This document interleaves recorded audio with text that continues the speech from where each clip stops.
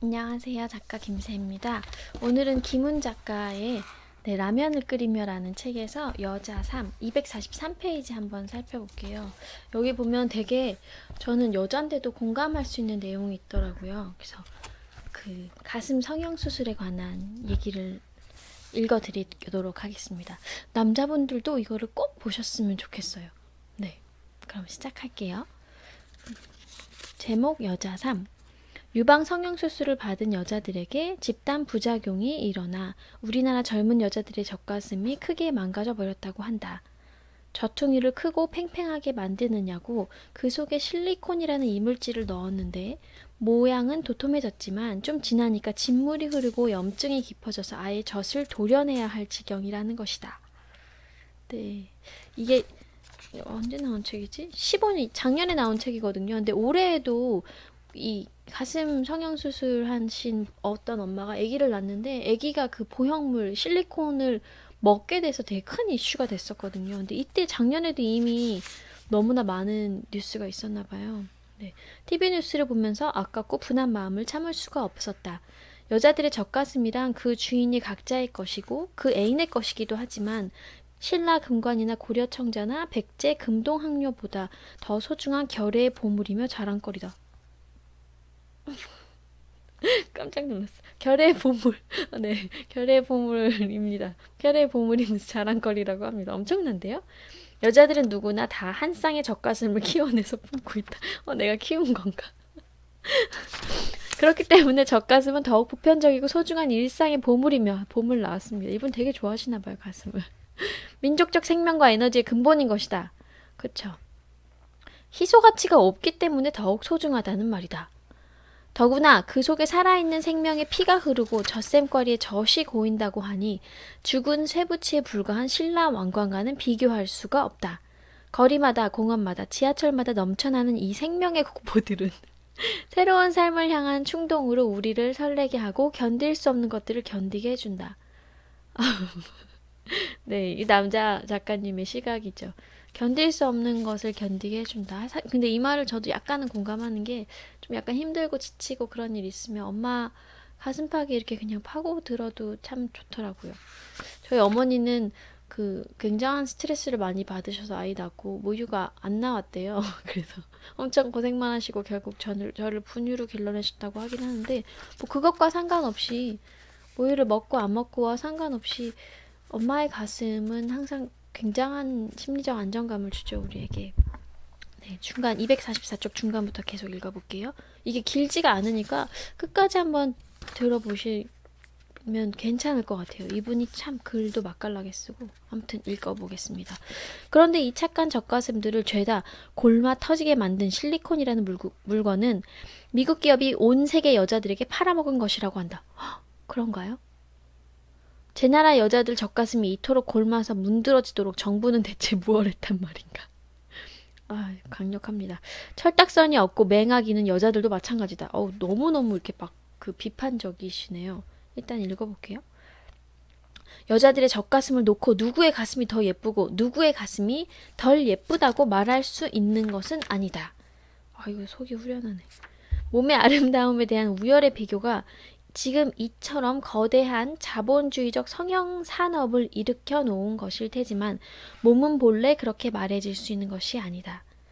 사실은 우리가 막 이 가슴이 더 예쁘고 이 허리가 더 예쁘고 이 팔이 더 예쁘고 막 이런 식으로 비교하잖아요. 근데 거기에는 그 자본주의적 성형 산업, 그 산업이 있기 때문에 고객의 니즈를 발생시킨 거예요. 사실은 그냥 살아도 괜찮았는데 뭐 코를 더 세우고 이걸 더 하면 너의 삶이 달라질 거라고 계속 환상을 집어넣으면서 가슴도 조금 넣으면 달라질 거라고 계속 환상을 주입한다는 거죠. 네. 근데 뭐 주입해서 성형 수술을 하는 거에 대해서는 저는 큰 건 없는데 이렇게 부작용이 너무너무 심한 부위는 저는 안 건드리는 게 좋다고 생각을 해요. 왜냐면 건드려서 다시 되돌릴 수가 없거든요. 다시 그때로 그 자연적인 상태로 되돌릴 수가 없기 때문에 건강상의 이유로 저는 일단 반대를 하고 있습니다. 가슴 성형에 대해서는. 밑에 한번 읽어볼게요. 젖가슴에 관한 여러 감식가들의 견해를 살펴보니까 빗장뼈의 중심점과 양쪽 젖꼭지 사이가 정삼각형을 이루는 구도를 으뜸으로 치고 있다. 이런 모양이죠. 네. 네, 이렇게 뽕긋한. 이것은 가슴을 앞에서 보았을 때 얘기고, 옆에서 보았을 때는 젖가슴의 그루터기의 직경보다 앞으로 내민 높이가 더 높은, 말하자면 방추형 젖가슴이 만인의 사랑을 받을 자격이 있으며, 밑으로 처진 젖가슴은 경멸과 혐오의 대상이다. 또 젖꼭지의 색깔은 연분홍색을 최상품으로 치며, 두 젖꼭지는 서로 토라진 듯 바깥쪽을 바라보고 있어야 아름답다는 것이다. 네, 이거는 전문가들의 의견, 전문가? 그냥 여러 감식가들의 견해라고 합니다. 사실 근데 여자들의 가슴이, 특히 젖꼭지는 색깔을 뭐라고 정의할 수가 없어요. 네, 연분홍의 젖꼭지를 가진 사람이 제가 여지껏 본 바로는 그닥 많지 않습니다. 그닥 많지 않아요. 특히 출산을 거친 분들의 젖꼭지가 연분홍이려면 네, 꼭 못 본 것 같아요.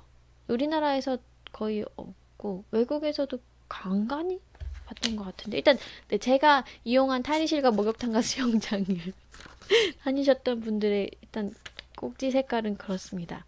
아무튼 그렇기 때문에 베개 뭐 한둘만 있는 어떤 것을 이상적이라고 생각한다면 나머지 99에서 98%는 평가절하된다는 거죠. 이게 말이 안 되는 거죠. 나는 이 감정 의견들이 아주 틀린 것은 아니라고 생각한다. 이 제자백가들의 설은 모두 나름의 미학적 근거가 있어 보인다. 그러나 내 생각은 많이 다르다. 이 잔혹한 감정 기준들은 여자의 젖가슴을 사물화하고 있다는 점에서 근본적인 오류를 범하고 있다. 이 오류는 치명적이다. 젖가슴은 구조나 대칭이나 질량이나 밀도의 문제가 아니다. 옳소. 너무 좋다. 구조, 대칭, 질량, 밀도 이게 문제가 안 돼요. 색깔 이런 거 더 말도 안 되고요, 진짜. 갑자기 망분했어. 생명 현상과 자연 현상에 대한 인식 없이 우리는 젖가슴의 본질을 논할 수 없다. 그렇죠? 내 생각은 이렇다. 여자 젖가슴의 모든 고난은 직립보행에서 비롯된 것이다. 네 발로 기어다니는 포유류의 젖은 아래로 이렇게 늘어져 있죠. 그래서 편안한데 두 발로 걷기 시작한 이후로 여자의 젖가슴이 어쩔 수 없이 앞쪽을 보게 된 거죠. 전방을 향하게 됐다. 가엾은 일이다. 그렇게 무겁고 밀도가 높고 팽팽하고 늘어지지 않은 가슴만이 아름답다고 남자나 여자나 모두 그렇게 세뇌되어 있다. 그러나 불행히도 크고 무거운 것은 그쵸. 아래로 늘어지게 돼 있다. 크고 무거우면 처지고 늘어질 수밖에 없죠. 늘어지려는 것을 자꾸만 끌어올리니까 부작용이 생긴다. 생명이나 자연은 인간이 거기에 의미를 부여하지 않아도 이미 스스로 본래 그러한 것처럼 아름답고 편안하다. 그러니 가슴이 좀 늘어지기로 무슨 걱정할 일이 있겠는가. 여자들아, 당신들 가슴에 얼굴을 묻고 젖가슴의 삼각형 대칭구도나 젖꼭지의 방향을 따져보는 사내들을 애인으로 삼지 말라. 벌써. 이런 녀석들은 대개가 쓰잘데없는 잡놈들인 것이다. 이런 남자들을 믿고 살다가는 한평생 몸의 감옥, 광고의 감옥, 여성성의 감옥에서 헤어나지 못한다. 당신들의 젖가슴은 단지 젖가슴이라는 이유만으로 이미 충분히 아름답다. 직립보행의 고난을 떠안고 있는 그 가슴을 이제 좀 편안하게 해주기 바란다. 여기 보면 그 가슴 모양을 막 이렇게 따지는 사람들이 있잖아요. 그 사람들이 진짜 잡놈이라고 돼 있는데 이 말은 정말 맞는 것 같아요. 네. 여자 몸이 변할 수밖에 없거든요. 근데 그 여자의 몸의 신비, 그 자궁의 크기와 뭐 임신 출산을 거치면서 여자가 계속 호르몬이 변하고 몸도 변하고 이러는데 이 신비를 되게 조심스럽게, 신비는 조심스러운 거잖아요. 신비롭고 조심스럽게 소중하게 다뤄줄 수 있는 사람이라면 감히 이렇게 얘기할 수 없는 것 같아요. 네. 그래서 만약에 이런 사람을 믿고 연애를 하고 데이트를 한다면 계속해서 이 사람은 광고에서 원하는 몸, 그 다음에 자기가 생각하는 여성성의 자기가 사랑하는 사람, 사랑한다고 말할 수도 없지. 자기의 소유물처럼 느껴지는 그 여자의 몸을 끼워 맞추려고 할 거예요. 그러면은 여자가 얼마나 고통스럽겠어요. 네. 젖가슴은 단지 젖가슴이라는 이유만으로도 이미 충분히 아름답다. 우리가 사람들 심장을 얘기할 때 그런 얘기 안 하잖아요. 심장이 어떻게 생겼니? 뭐 나중에 심장 성형외과가 나오면은 당신의 심장이 이렇게 생기지 않았다면 수술해야 됩니다라는 말이 나올 수도 있을 것 같아요. 그쪽으로 또 니즈가 생기면, 그쵸? 근데 우리는 심장이 그냥 뛴다는 것만으로 굉장히 감사해하고 고마워하잖아요. 그런 것처럼 그냥 너무 고생시키지 않았으면 좋겠어요, 가슴을. 그래서 노브라, 네, 집에 있을 때는 브라를 조금 하지 않고 가슴을 편안하게, 이게 이쪽으로도 혈류량이 계속 흘려야 되거든요. 온몸에 피가. 근데 이 여기를 꽉 죄어놓고 있으면, 네, 이쪽을 계속 죄어놓는 거잖아요. 이 아래쪽하고 이쪽을. 밤에도 그럴 이유는 없거든요. 그래서 좀 심리스 브라라고 해서 요즘에 좀 안에 뭐 와이어가 없고 이런 편안한 브라들이 많이 나왔으니까 조금 편안하게 해주시고, 가슴이 피가 원활하게 돌 수 있도록 해주시고, 가슴 모양 그냥 있는 그대로 사랑해 주시는 게 제일 좋지 않을까. 그리고 남자분들도 음, 너무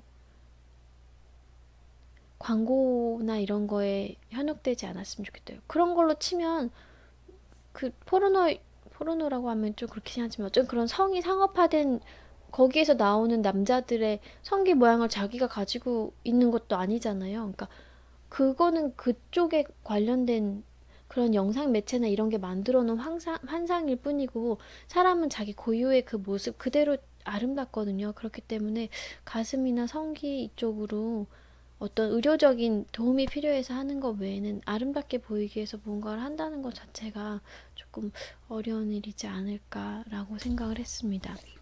기문 3문 라면을 끓이며에서 나온 여자 3에 대한 이야기 들어봤고요.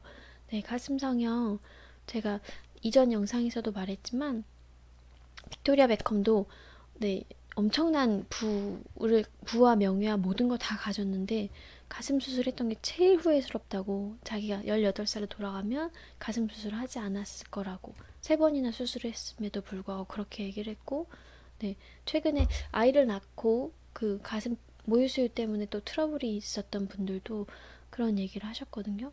모유수유에 대한 그 가슴 성형에 대한 제 견해가 듣고 싶으시면 요 전 영상을 보시면 돼요. 그러면 네, 될 것 같고요. 암튼 여러분의 가슴은 그 모양 그대로 너무너무 예쁘고 앞으로도 100만 번은 넘게 더 변할 테니까요. 따로 또 손대지 않으셨으면 좋겠어요. 왜 변하냐면 호르몬 따라서 계속 변하게 되거든요. 그러니까 지금 이 모습이 영원하다면 손을 댈 수 있겠지만 사람의 몸은 계속해서 변화되기 때문에 네, 조금 더 조심스럽게 생각하셨으면 좋겠습니다. 유용하셨으면 좋아요랑 구독 눌러주시고요. 오늘도 건강하고 행복한 하루 되세요. 안녕. 바이바이.